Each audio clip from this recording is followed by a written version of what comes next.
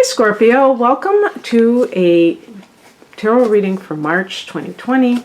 It's Marina here. Oh my goodness. I'm looking at my other deck and I'm like, for some reason I'm tempted to do the reading with that deck, but for uniformity's sake I'm going to just stick to my Morgan Greer deck.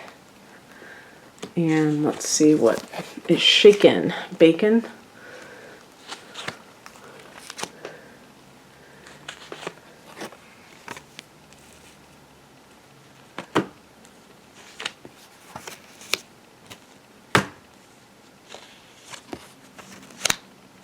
Okay.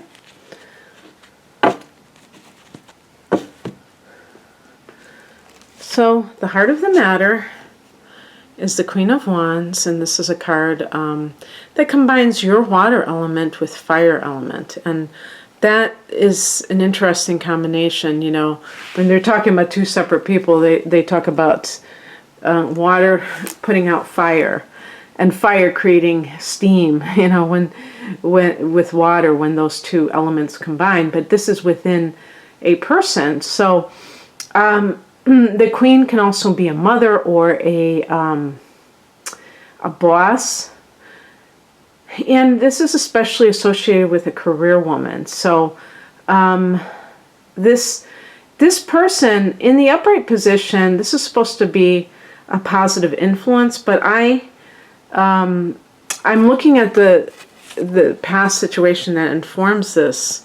And we have the Five of Wands. So this could be, I think, even with the upright position, because the Queen of Wands can be like a diva type of person, I wouldn't be surprised if this person is creating a lot of havoc in the lives of the people around them. So I often think of narcissism with the kings and the queens.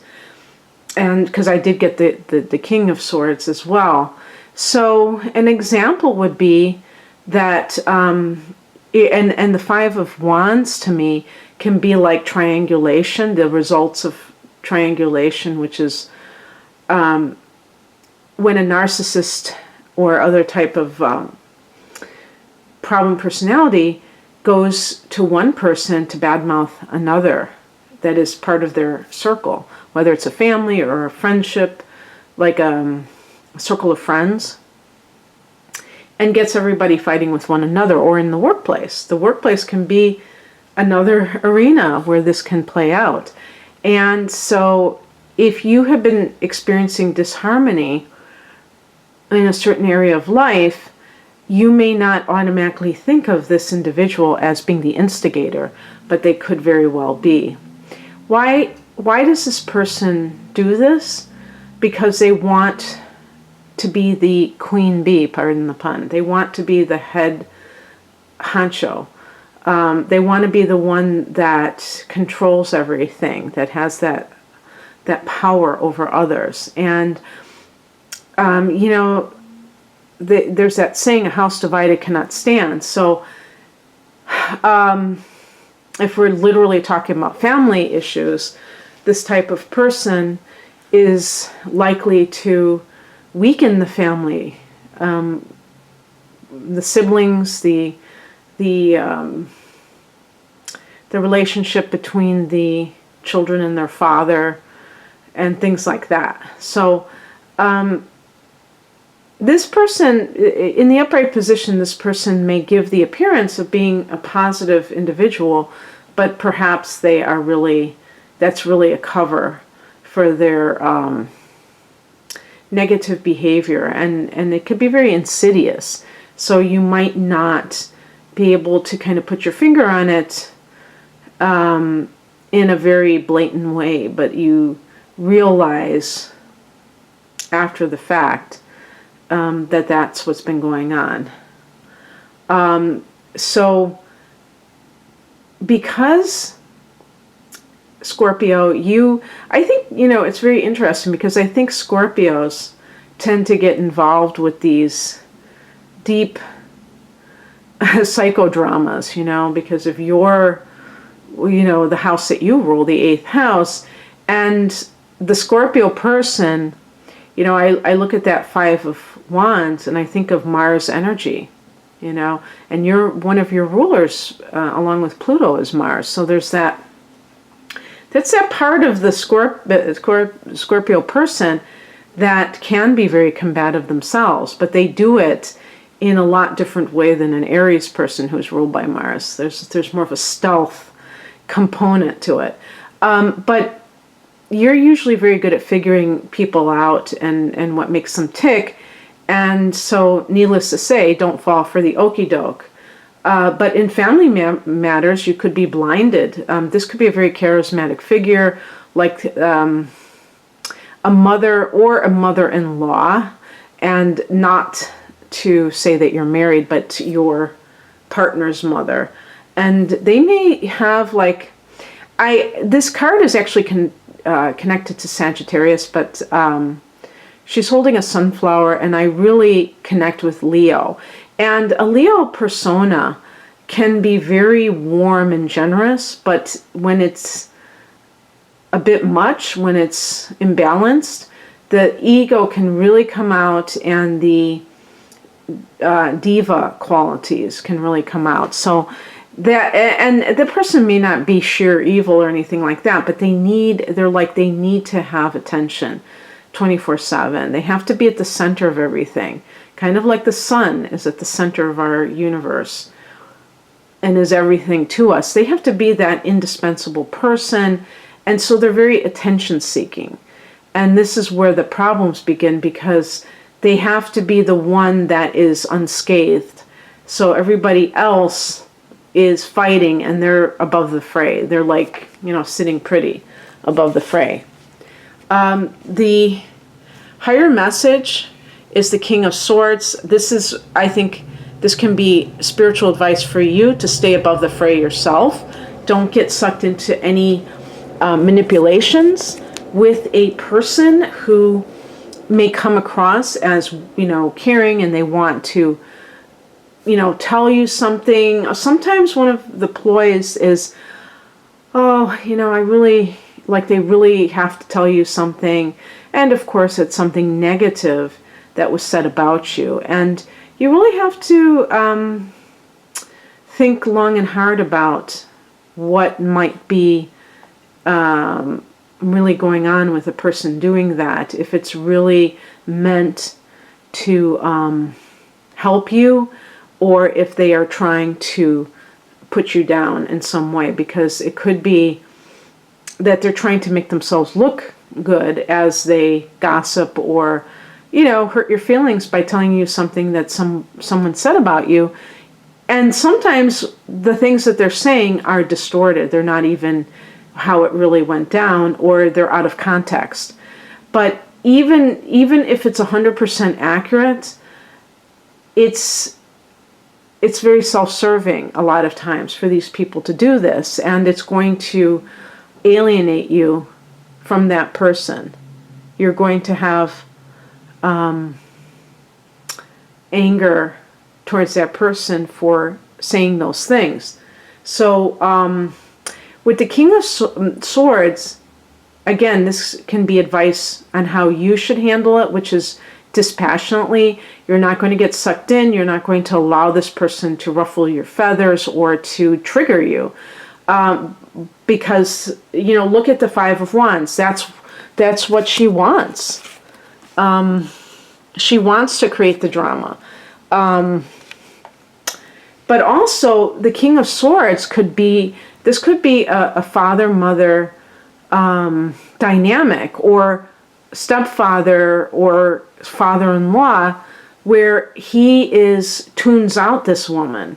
And he could be like the enabler of the narcissist. And somebody wrote to me and said, "Oh, you've been talking a lot about narcissism lately, not all these people are narcissists." It doesn't really matter at the end of the day. It's somebody who is being very destructive with their behavior, and it's affecting you adversely. That's all that really matters. All these other things are window dressing. They don't really matter. And I'm not pretending to be, I'm not playing a psychotherapist on YouTube. I'm just trying to find a label that most people can agree on. Now, another thing too is I have a video specifically on Leo narcissism. So if this person is a Leo, then, or an Aries, I already have done videos for those two signs. So you can check my playlist on narcissism that I've been adding to every day, or, recently. Okay, so let me just keep going here. What crosses you is the Three of Wands. If you're living at home, and you don't have to be 20 or 18 to be living at home, you might even be 30, and you are in between jobs, or you're whatever, in a situation like that, you may be like, the Three of Wands in the upright position is about expansion. So this may be kind of like a step backwards for you if you have gone home to spend some time, because you might get sucked into that dynamic again. There's something that is keeping you from spreading your wings. And it may be that if this is your boss, the Queen of Wands, that you're afraid of the unknown. But these are things you can work on in the meantime. Not to say that you should quit your job tomorrow, but in the meantime, do some law of attraction practices, do some affirmations, do something to say, it's a big world out there. There are many opportunities that are coming my way, or something like that, so that you can,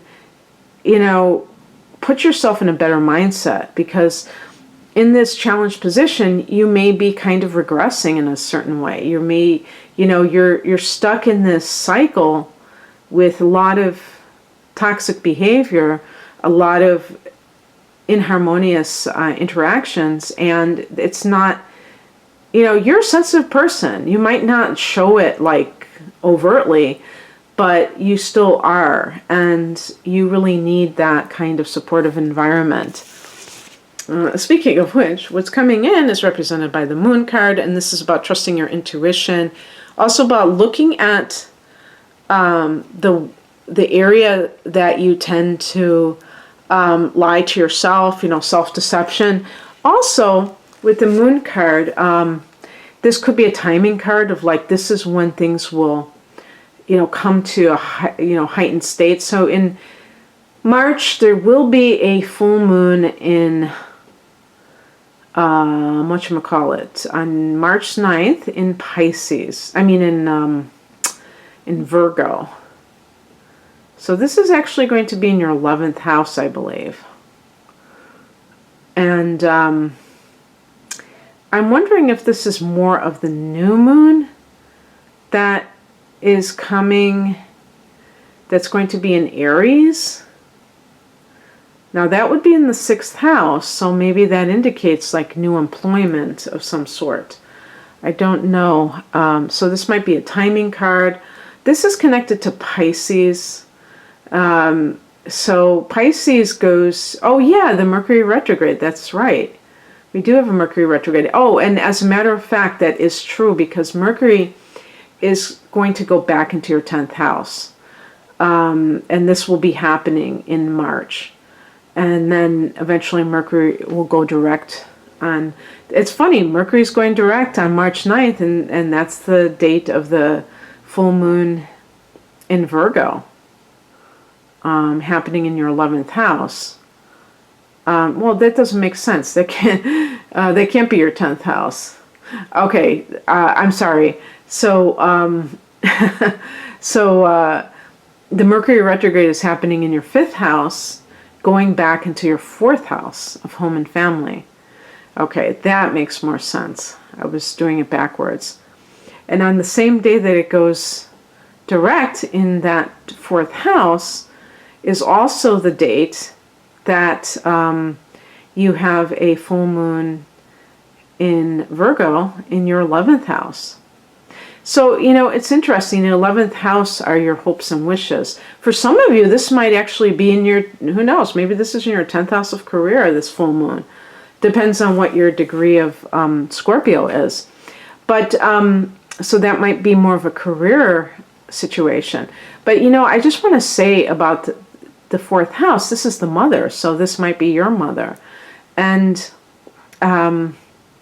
maybe you're just tired of all of the drama, and you realize that, you kind of think about it. And perhaps if you're with somebody right now and your mother is like interfering with your relationship and trying to poison the well there by, for instance, not accepting your partner. And this might just be a casual dating situation. The fifth house can be more of the casual, but the fifth house can also be your inner child. So you may be connecting dots about your childhood and how that has affected you now with this Mercury retrograde in these two houses, the fourth and fifth houses. So very interesting. And the outcome is the Hierophant, and this is a card that's associated with the spiritual side of life, the philosophical side. It is a marriage card. So, one thing, if this is something, either your mother is messing with your relationship or trying to sabotage it, or if your mother-in-law, I don't know what house represents the mother-in-law. I think there might be a different house, but I'm not sure. But, this is close enough. Just this idea of the family, or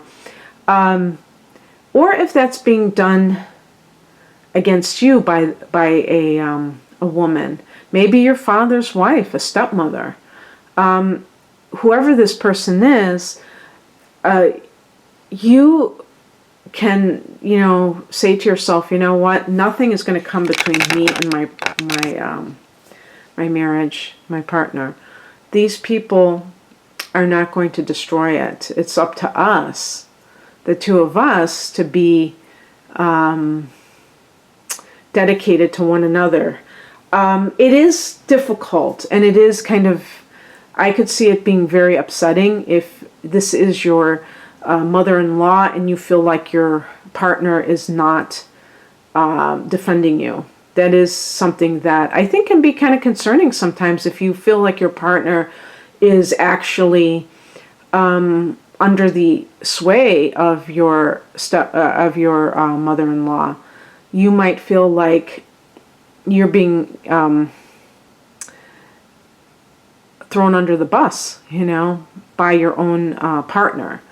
And that's something that will be symbolic in general, because that could indicate weakness of character in general, where the partner's afraid to stand up for their significant other, and they allow the mother to have too great a power when they are adults and they're supposed to be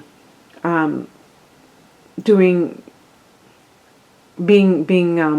individuals, not controlled like little boys or girls. So that's something to consider if that's what's going on. The Moon card asks you not to lie to yourself about it, but to be very honest about what you're up against, so that you can truly make the right decision for yourself. Because these people who, try to come in between marital partners or siblings, these are very destructive people. I don't care if they put on a good face. I don't care if they give money to their children. They're still very destructive, and it can create a lot of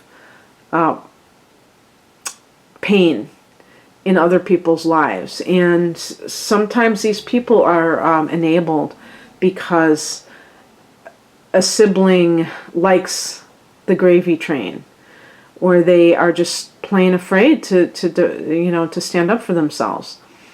So it can feel very lonely if you're being kind of bullied or singled out in that family, even if it's not your biological family and it's your stepmother and her family, or if it's your in-laws and that family.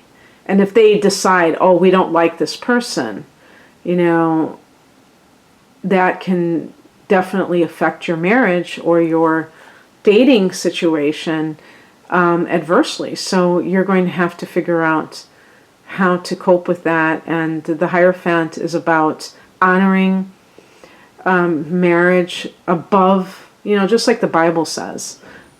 So in any case, that's what I have for you, Scorpio. I hope that you enjoyed this. If you'd like a personal reading, the link is below. Take care. Bye.